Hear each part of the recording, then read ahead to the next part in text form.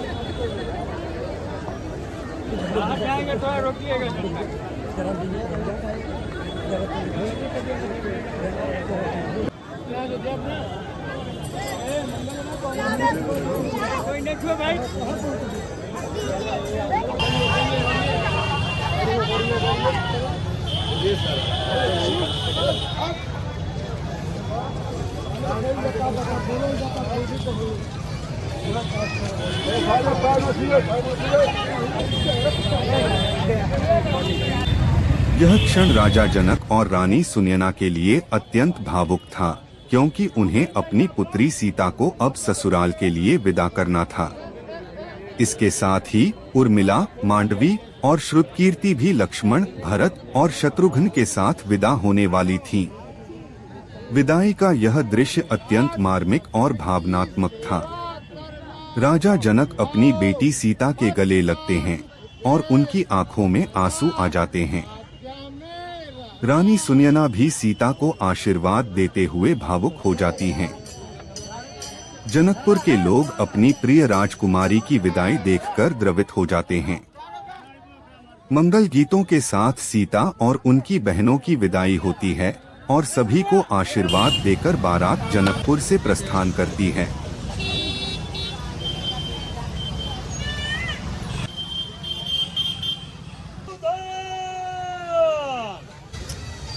महाराज, हम इस प्रकार से प्रार्थना करें, सब प्रकार से आदर दिया।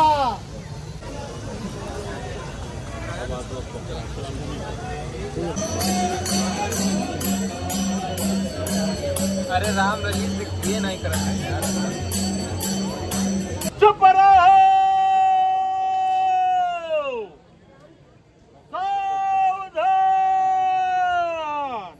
मान विसार के आपके चरण कमल न छोड़े।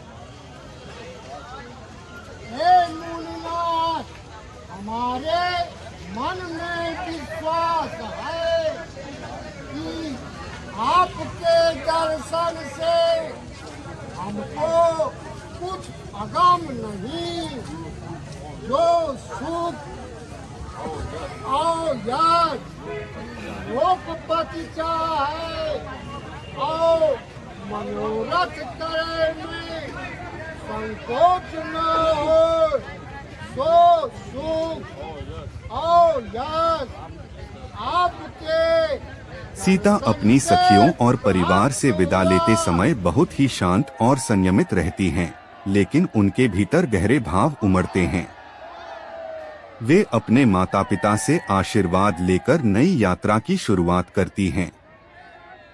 विदाई के समय सीता अपने माता पिता को प्रणाम करती हैं और ससुराल में अपने कर्तव्यों को पूरी निष्ठा से निभाने का वचन देती हैं।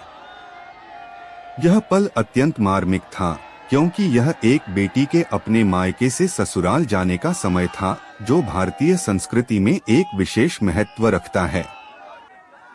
जब बारात अयोध्या अवधपुरी लौटती है, तो पूरा नगर राम और सीता के स्वागत के लिए सजाया जाता है। अयोध्या के नागरिक बारात के स्वागत के लिए मार्ग के दोनों ओर खड़े होते हैं और चारों ओर मंगल गीत गाए जाते हैं। नगर को फूलों, दीपों और रंग बिरंगे झंडों से सजाया गया था।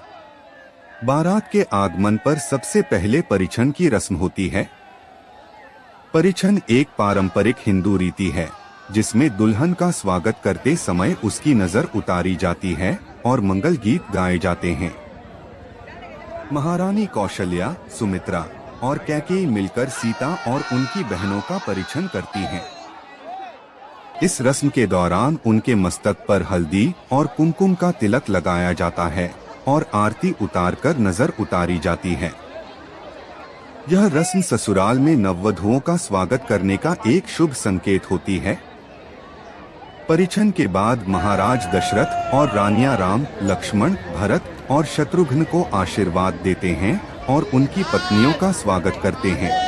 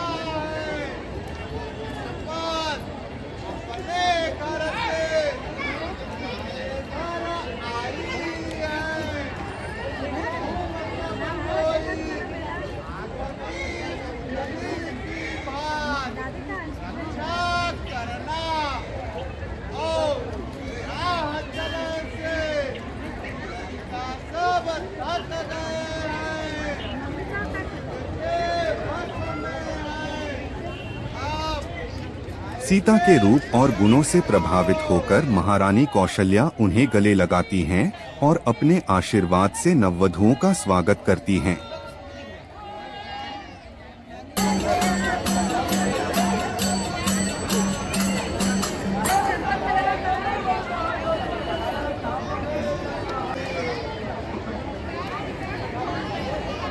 परिछन के बाद नववधुओं और उनके पतियों के शयन की व्यवस्था की जाती है।